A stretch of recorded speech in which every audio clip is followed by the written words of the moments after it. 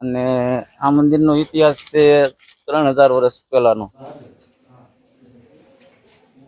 હાલ ફાઇનલ મિત્રો આપણે પ્રાચીન જે ફાઇનલ મિત્રો આપણે જવો તમે તો ફાઇનલી મિત્રો અમે આવી ગયા છીએ મહારાજા અગ્નિસેન ઘાટ। આપણે આવી ગયા છીએ મહારાજા અગ્નિસેન ઘાટ એટલે કે ગંગા નદીના કાંઠે। સ્વાગત છે અમારા એક નવા વિડીયોની અંદર, નવા વ્લોગની અંદર, રાહુલ ભાવેશ વ્લોગ।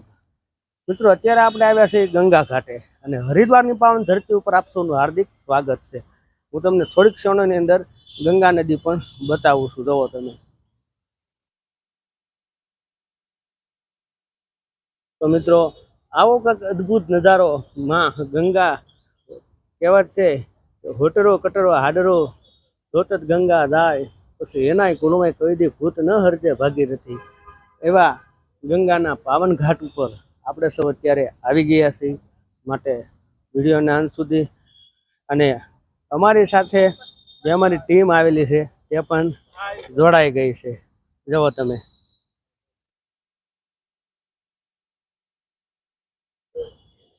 જો મિત્રો એક નંબર ગંગા નદીના ઘાટનો કિનારો છે અને જુઓ માં ગંગાના દર્શન કરી લો તમે બધાય। હજી આપણે સાંજે જો આરતી પણ બતાવવાની છે, જોઈ લો તમે।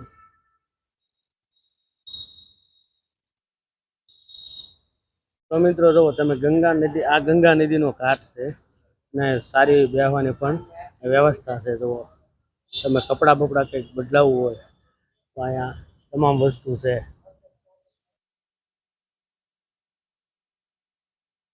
તો મિત્રો જુઓ એક રસ્તો જે દિલ્હી બાજુ જાય છે ને, એક આ રસ્તો જે છે ને એ દેહરાદૂન બાજુ જાય ને આ રસ્તો છે ને એ દિલ્હી બાજુ જાય છે, દિલ્હી હાઈવે છે। આ છે ને પ્રેમનગર આશ્રમ ચોક કહેવાય, પ્રેમનગર આશ્રમ ચોક છે। જુઓ તમે ને આ છે ને અહીંયા 3 રસ્તા ઓલા થાય છે, એક રસ્તો દિલ્હી ને આ અમે જે આશ્રમમાં રોકાણ છે આશ્રમ તરફનો રસ્તો છે। તો મિત્રો જુઓ તમને ઝૂમ કરી દેખાડું 203 કિલોમીટર દિલ્હી સીધો રસ્તો અને આ નીલકમલ બાગ જે કહેવાય આશ્રમ તરફનો રસ્તો, ત્યાં હું જઈ રહ્યો છું।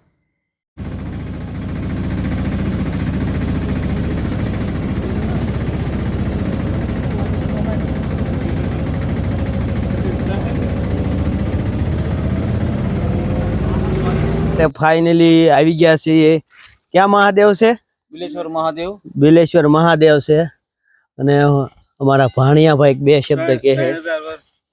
આ મંદિર આવ્યું છે હરિદ્વારમાં અને આ મંદિરનો ઇતિહાસ છે 3000 વર્ષ પહેલાનો, જ્યાં માતા પાર્વતીએ તપ કર્યું હતું ભગવાન ભોળાનાથને મેળવવા માટે। એ મંદિર છે ને અત્યારે અમે ગૌરી કુંડે જઈએ છીએ। હાલ અત્યારે ગૌરી કુંડે જઈ રહ્યા છે કારણ કે અંદર જે મંદિર છે ત્યાં મોબાઈલ અલાઉડ નથી, એના કારણે એ દર્શન અમે તમને નહીં કરાવીએ છીએ। પણ જો પહાડી અને જંગલ વિસ્તારની અંદર ગૌરી કુંડ જે આવેલો છે ને એમની મુલાકાતે આપણે અત્યારે જઈ રહ્યા છીએ। તમને એવો અહેસાસ થાય કે તમે ગેરીમાં છો એવું લાગે। ક્યાં લાગે? જંગલ છે, ગૈરમાં છે ને એવું તમને કંઈક અહેસાસ થાય। તો સારો કાંઈ વાંધો નહીં, કન્ટિન્યુ બન્યા રહેજો, તમને ગૌરી કુંડના દર્શન કરાવીએ। તો ફાઇનલી મિત્રો આ છે ગૌરી કુંડ અને અંદર મોબાઈલ અલાઉડ નહોતો એટલા માટે તે છતાં પણ આપણે પૂંજારી બાપુને પૂછી લીધું, તેને કીધું તે ફટાફટ ઉતારી લો। તો આ તમે ગૌરી કુંડના દર્શન કરી રહ્યા છો। હાલ ફાઇનલ મિત્રો આપણે પ્રાચીન જે ગૌરી કુંડ છે જ્યાં માં પાર્વતી ભોળાનાથને પામવા માટે તપસ્યા કરી હતી और यहाँ मंदिर और देखो कितना बहुत सारू लोकेशन कहेवाय, एम जंगल ने अंदर आ जग्या आवेली छे। तो जो तमे अहींया प्राचीन गौरी कुंड अंदर हूँ तमने कुंड बतावत पण मोबाइल अलाउड नहीं सर मित्रों, एटले बहारथी ने तमने दर्शन करावी दऊं। અને આ પૂરા જંગલની અંદર આ જગ્યા આવેલી છે, ખૂબ જ રમણીય સ્થળ છે। તમે મંદિરની પાછળ આવો તો જુઓ તમે આવી રીતે, અને આ એમ કહેવાય કે લાઈનનો વિસ્તાર, વાઘનો વિસ્તાર કહેવામાં આવે છે। અહીંયા રાત્રિ રોકાણ નથી કરી શકાતું। તો ફાઇનલી મિત્રો આપણે મનસા દેવી જઈ રહ્યા છીએ। તો તમને એમ થતું છે આ સ્કૂટી ઉપર કેમ આવી જાય, પણ આવડા લોકો અહીંયા સ્કૂટીના ભાડા કરે છે, એક જણના 20 રૂપિયા લે છે। અને જુઓ તમે એમ હિલ સ્ટેશન છે।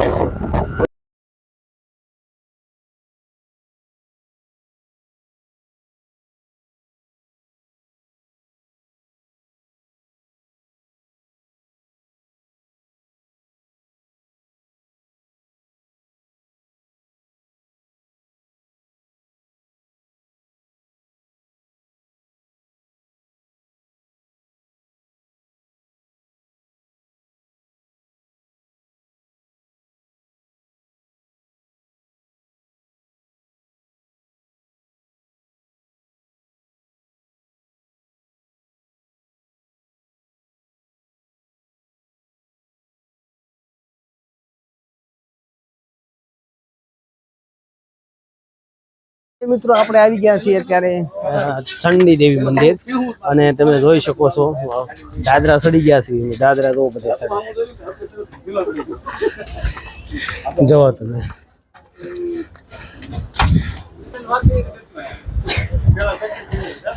એક નંબર લોકેશન જો મિત્રો આ ચંડી દેવી મંદિર થી નીચે ઋષિકેશ નો નજારો છે આ તો અમે ડુંગરો સડી રહ્યા છીએ અને અત્યારે બધાને હા સડી ગયો છે જોવો તમે બધા હળું હાલ્યા આવે છે પણ બધાને કોઠામાં હા નથી થમાતો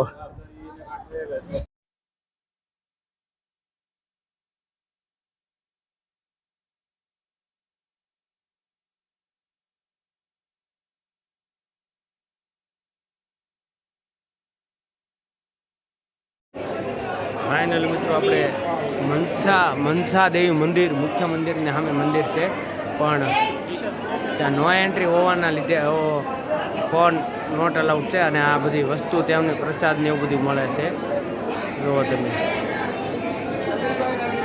જોઈ મિત્રો આ મનસા દેવી મંદિરનો અને આ ફૂલ ટ્રાફિક છે જો તમે ટ્રાફિક મનસા દેવી મંદિરનું છે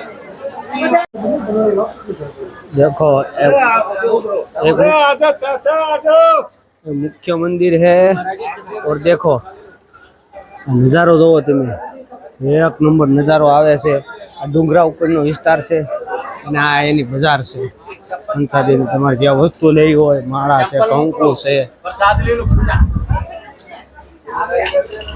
અને જો તમે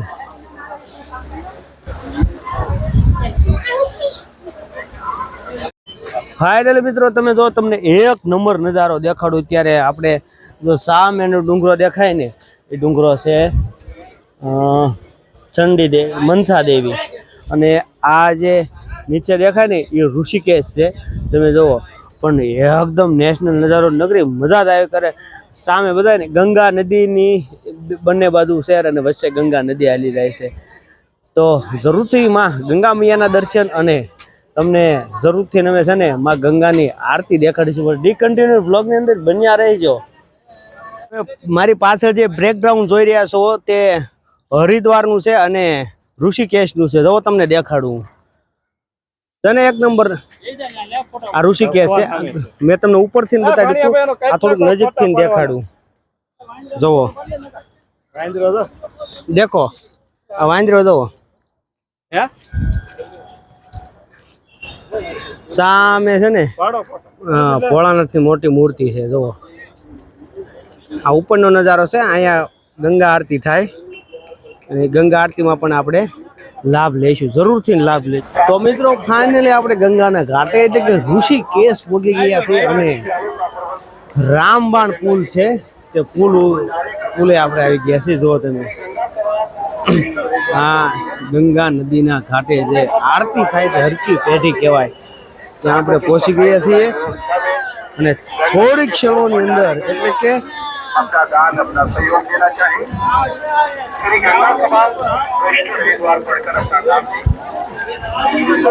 देखो इतना बहुत ट्राफिक है તમે લોકો આવો તો તમારા જે પૈસા છે તમારી કિંમતી વસ્તુઓ છે તેનું ખાસ મિત્રો ધ્યાન રાખજો કારણ કે અહીંયા રૂપિયા બધું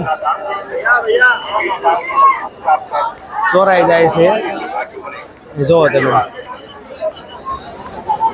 અહીંયા તમારા રૂપિયા અને તમારો કિંમતી સામાન મોબાઈલ છે એ બધું અહીંયા વ્યવસ્થિત રાખવું પડે છે નહીંતર અહીંયા ચોરાઈ જાય અને ફૂલ બીક રહેશે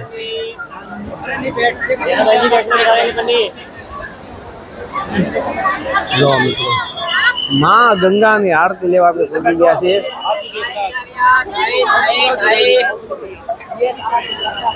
ચાલો મિત્રો તો આપણે હવે સ્થાન ગ્રહણ કરી લેવું અને આપણે થોડીક ક્ષણોની અંદર તમને આરતી બતાવીશું માટે ડી કન્ટિન્યુ બ્લોગની અંદર બન્યા રહી